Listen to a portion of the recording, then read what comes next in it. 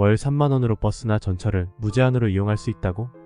지난 4월 25일 대중교통의 육성 및 이용 촉진에 관한 법률 일부 개정 법률안 정의당 심상정 의원이 대표 발의했다. 월 3만 원으로 대중교통이 자유롭게 이용을 할 수 있다는 법안이 지난 4월에 발의를 했습니다. 그 이후에 댓글이라든지 여론은 늘 논란 속에 있죠. 그 재원을 어떻게 마련을 할 것이냐의 문제입니다. 근데 그 재원이 교통시설 특별회계의 부분에서 가져오면 된다는 건데요. 그게 거의 한 4조 가량이 됩니다.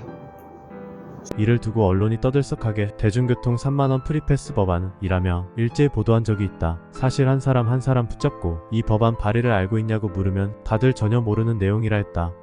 설령 한 명이 안다 해도 대중교통비 줄어봤자 몇만원이거나 그 가뜩이나 정부도 어려운데 4월 달에 대중교통에 월 3만원으로 해서 프리패스 한다라는 정의당의 일부 개정 법안을 발표를 했었어요. 발의한다고.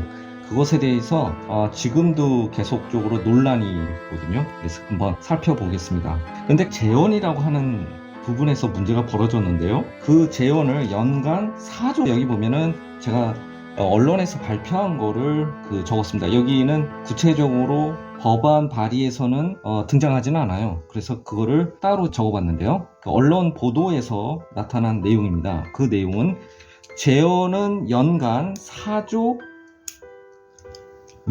632억 원이 필요하다고 해요. 근데 그거를 도로 건설 등에 사용하는 교통시설 특별회계에서 가져오겠다는 겁니다. 아마도 논란은 계속 이어질 거라고 봅니다. 여기 보면은 그 대중교통 육성 및 이용 촉진에 관한 법률 일부 개정 법안입니다.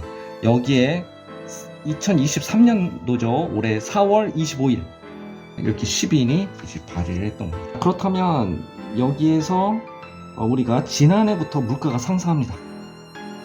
그렇죠. 갑자기 상승하게 되죠. 그러니까 물가 상승에 라는 말이 되게 중요한 내용입니다. 제한 이유죠. 근데 서민들의 가계 부담은 많이 늘어납니다. 예전에도 늘어났습니다. 근데 거기에서 소비자 물가는 4%의 높은 상승률을 기록하고 있습니다. 자, 그렇다면 여기에서 가계 소비 지출이라는 게 있는데요. 여기에 16.4% 비중을 차지하는 교통비라고 하네요. 16.4% 이 부분입니다.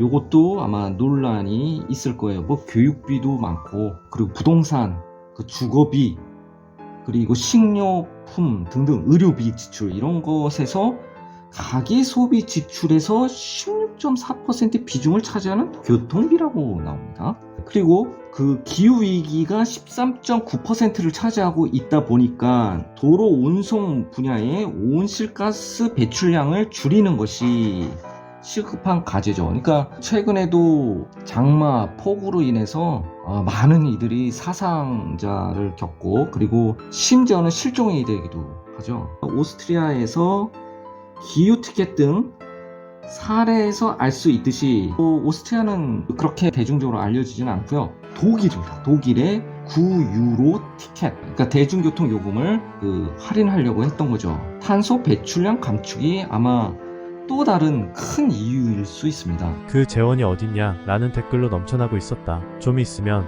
또 대중교통비를 포함해 물가는 오를 것이다. 내년도 그럴 것이다. 지금까지 그래왔다. 그럼에도 중산층 이상은 부동산 등의 큰 규모, 즉 몇억 몇십억씩 오르락 내리락 하는 집값이 더 신경 쓰일 뿐이다. 이들에겐 전시성 법안에 지나지 않는다는 거다. 그 하나 얻으려고 또 세금은 오를 수밖에 없다는 거다. 하지만 이들과 달리 한 푼 두 푼이 어려운 서민들에겐 대중교통 비용은 정말 생존생계의 문제까지 치닫는다. 서민이 많은가? 부자가 많은가? 당연히 가난한 이들이 대부분일 수 있다. 지금은 기후 위기 시대의 한 원인으로도 폭우 장마로 사상자가 발생한다. 버스 전철 비용을 줄여 대중교통 이용을 활성화시키겠다는 취지가 담긴 법안일 수도 있다. 어느 누군가는 학창시절 대학 등록금을 내려고 밤낮으로 아르바이트한 경험이 있다. 다른 누군가는 학창시절 대학 등록금을 부모님이 내줘 밤낮으로 공부한 적이 있다. 국가 정책들 가운데 하나는 이것의 격차를 좁혀주는 데 있다.